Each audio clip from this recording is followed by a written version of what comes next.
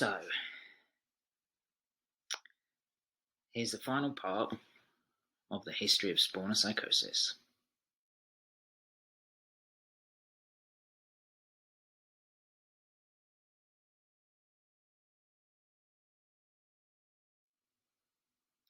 So, as said previously in the video, after we released Freak Show Pandemic, where it was me, Chaos and Razor, we then did the Mind Over Mania EP, raised some money for the charity Mind.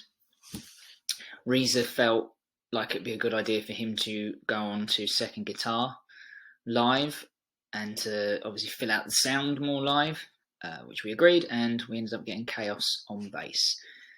And from that period on, that was Spawn of Psychosis, and we had this focus, and we ultimately had put together what we would like to do, which was we felt we needed to release the best album we could now as this 4-piece, and organise a tour of some kind for us at some point, and hopefully rise up on the sort of support slot roster for Flag Promotions, who was now essentially our main, I kind of guess really only continuous promoter that we were working with.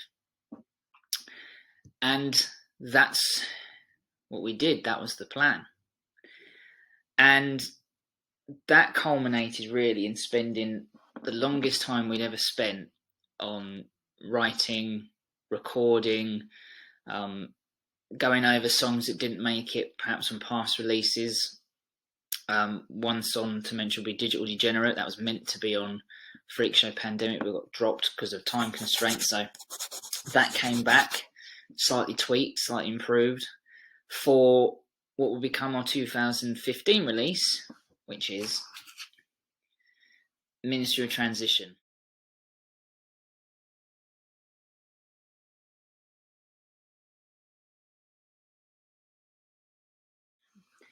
Reason why I'm actually showing this CD off in these videos is because I'm probably the most proud of this CD, because in some ways this was, like I say, it was our culmination of events. We spent the most, like I say, the most time recording, writing. Every single member of the band was putting in ideas and riffs and suggestions. It wasn't just me doing anything, or it wasn't mostly me, and everyone was equal in it, and it was great. And I have the fondest of memories of gigs, all the gigs really we were doing from Freak Show Pandemic's release onwards. So Club Antichrist, all the gigs we did with Flag Promotions, gigging with KFDM, etc., etc. Really, all that was a training ground, really, for the decisions we then put together, which would become Ministry of Transition.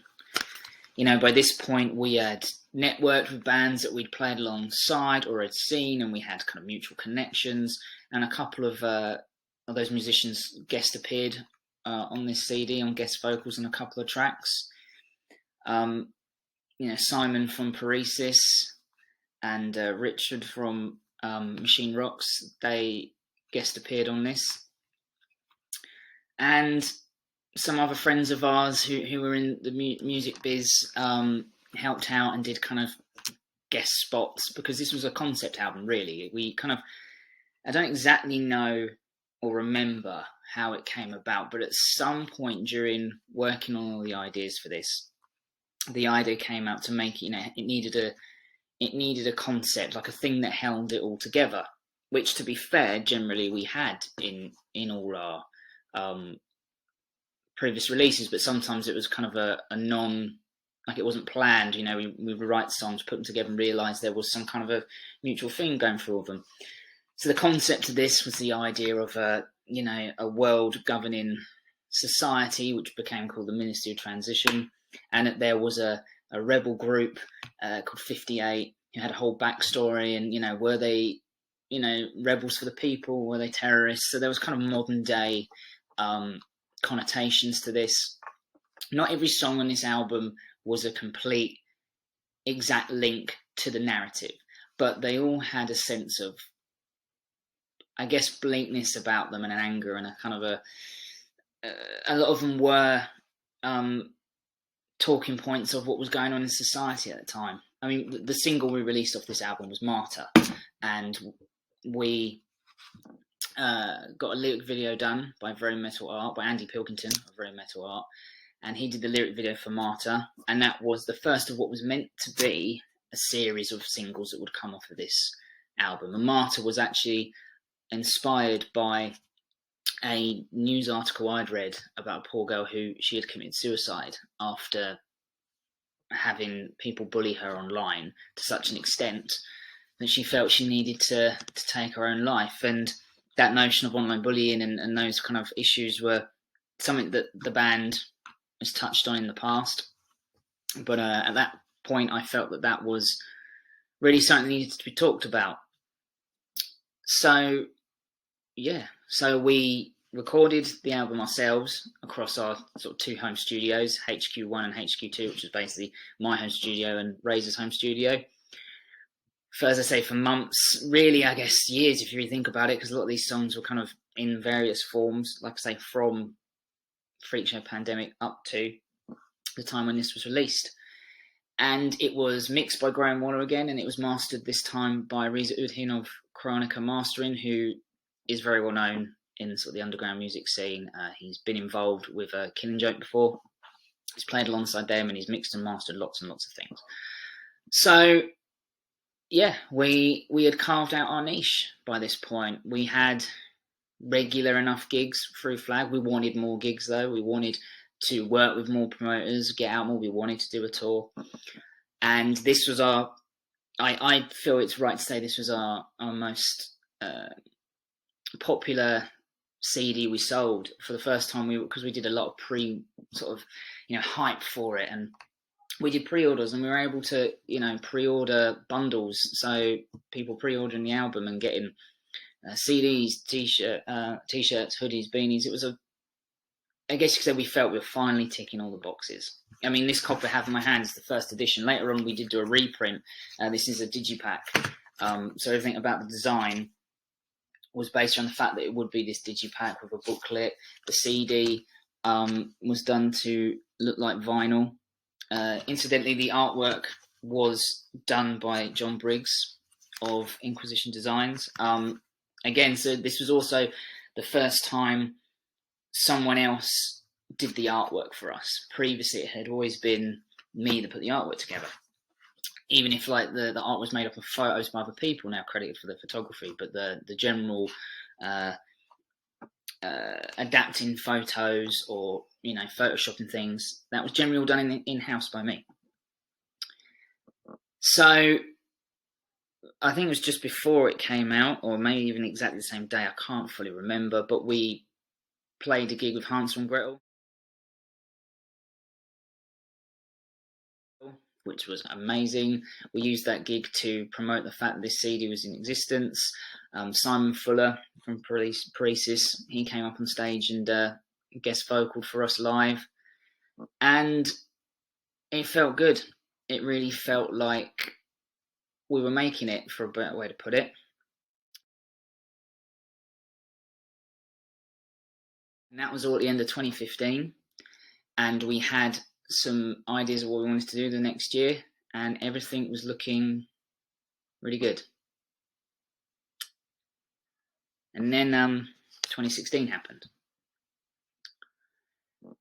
and in April of 2016, only around about a month after our first gig of 2016, which I believe was in March with Hashiko, my girlfriend at the time, Katie, she passed away very suddenly.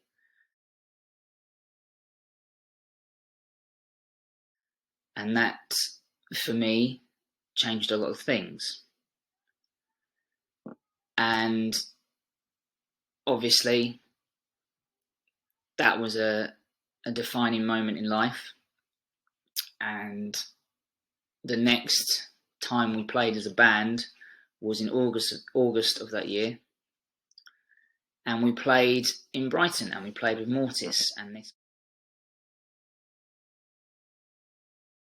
It really should have been another one of those sort of standout moments where the band progressed, but for various reasons, it wasn't. We did the gig. I was very sick though. Obviously, everything that was going on at the time affected me, and that was the first time I noticed things perhaps in the band were not, everyone wasn't really on the same page. And I moved down to the coast and started again. I started my art studio, Ashes to Ember Studio, which is still going.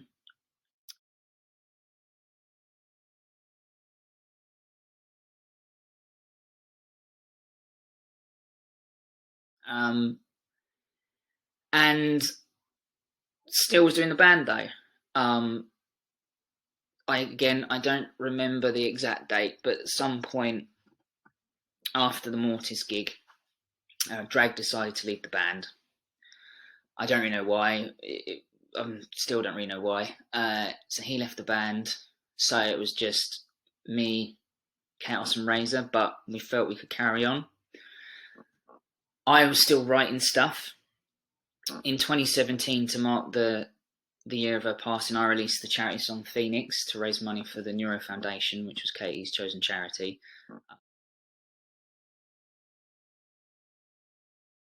Again, that song is still available on our Bandcamp. All money from sales goes to that charity for that. And subsequently at that time, I felt that we needed to keep going. We needed to get planning or release something.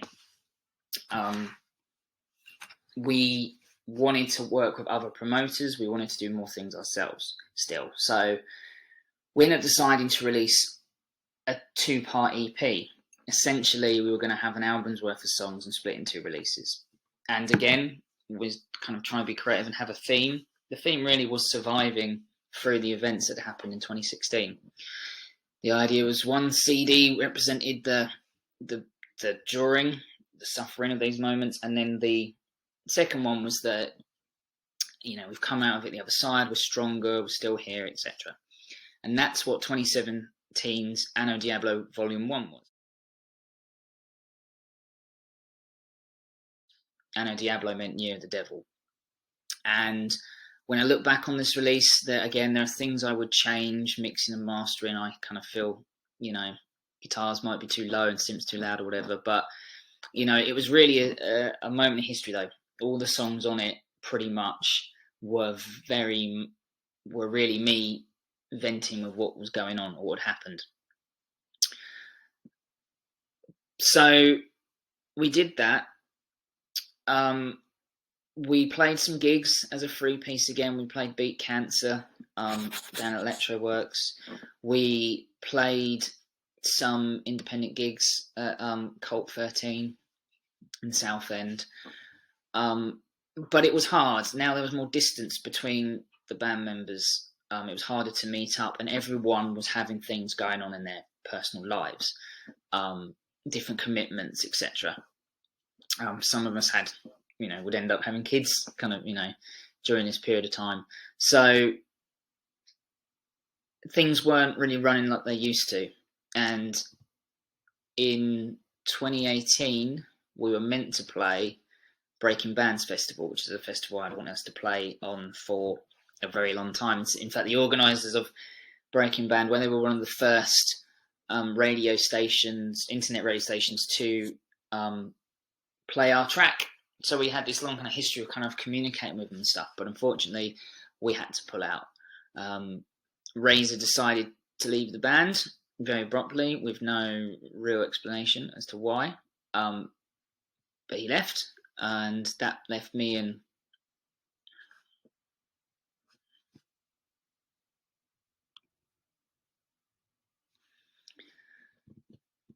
so in 2018 things were obviously a bit frayed. There was much more distance between the band members now. Some of us were having kids at this point, or expecting kids, and we were meant to play the Breaking Bands Festival in 2018. And Breaking Bands was something I'd wanted to get us on for a very long time. the organisers of it actually were one of the first radio stations to actually play our track, one of the first internet radio stations to play our track. So we had this long history of networking with them. And out of the blue, Chaos decides to leave the band. As I say, we all had things going on in our personal lives. It was actually getting a lot harder to even meet up, communicate. We didn't know what was going on with the recording the next set of songs that would be Anno Diablo Volume 2. So Chaos left the band. That left me and Razor, and I really wanted us to play this festival. I didn't want us to not do it, even if it was the last thing we did. I wanted to do it, but again, trying to organise meeting up never panned out. Trying to figure ways how we could do this with just me, and then Razor doing guitar and everything else being backing tracks. Razor had things going on in his own life at that point, which meant inevitably we had to pull out the festival. So we pulled out about a week before, after trying to make it work. And essentially from that point, really, Spawn of Psychosis, I guess, kind of died. I still wanted to do music, though, and I worked on songs. Had an idea of doing a solo project, concept album about mythology, which in fact is really where our most recent track, Avdi Vide Taste, has its starting point, but that'll be for a video for another time. So it just kind of coasted along. Will we do something? We won't do something. We were kind of putting up little bits of kind of trying to keep relevant and conversation, but it never happened. And I think it actually was in 2019 that I decided that I wanted to carry on doing Spawn. I didn't want to do a solo project.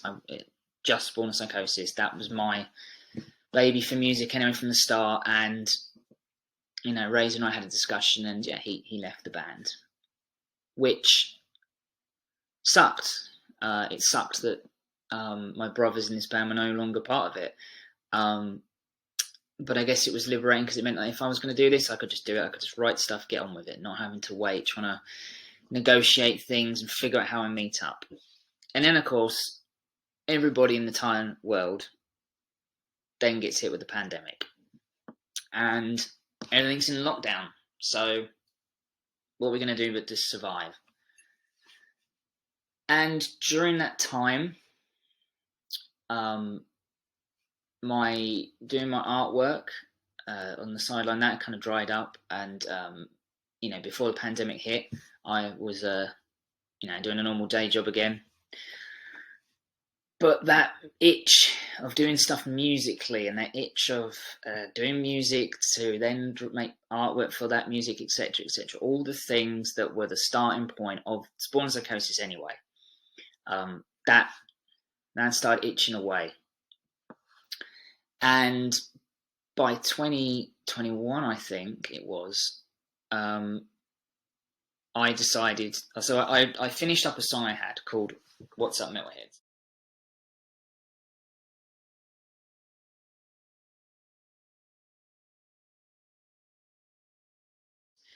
Inspired by my friend John Cruz, who has a radio show for KZUM over in the States called The Metal Manifesto, and he's supported Spawn for a very long time.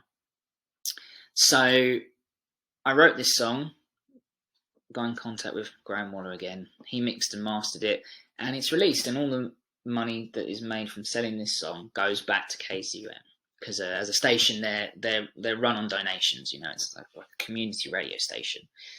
And doing that, and actually getting positive feedback about that, and knowing that I did everything on it myself, really then kicked me back in more seriously to bringing Spawn of Psychosis back. And that pretty much brings us to where we are now.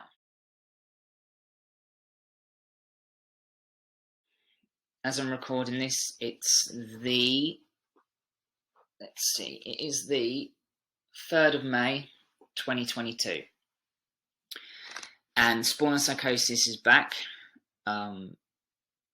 Everything, our main releases except for Children of Pandora, because there's some issue. I basically got to find a file that's not corrupted or that. Everything else, so Freak Show Pandemic, Ministry Transition, Anno Diablo Volume 1 is all up on Spotify.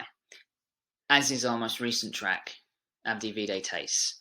And now in 2022, I've got a whole host of tracks all lined up.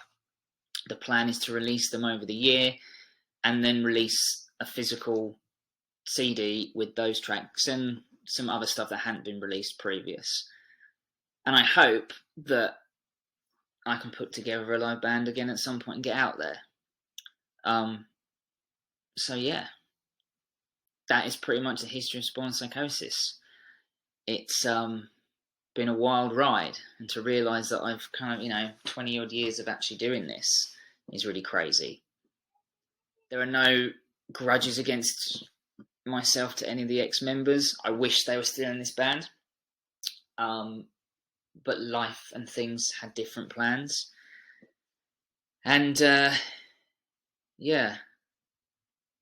So, to everyone that's been finding Spawn of Psychosis recently, thank you. Thanks for listening. To all the old school fans still around, thank you. I hope one day to see you back out there on the road. And to everyone that's just stumbled across this and watched all these videos I've done, thank you as well. I hope it's been informative and you're all up to speed on the history of this band. So, with that, thank you, stay safe, and I'll see you next time.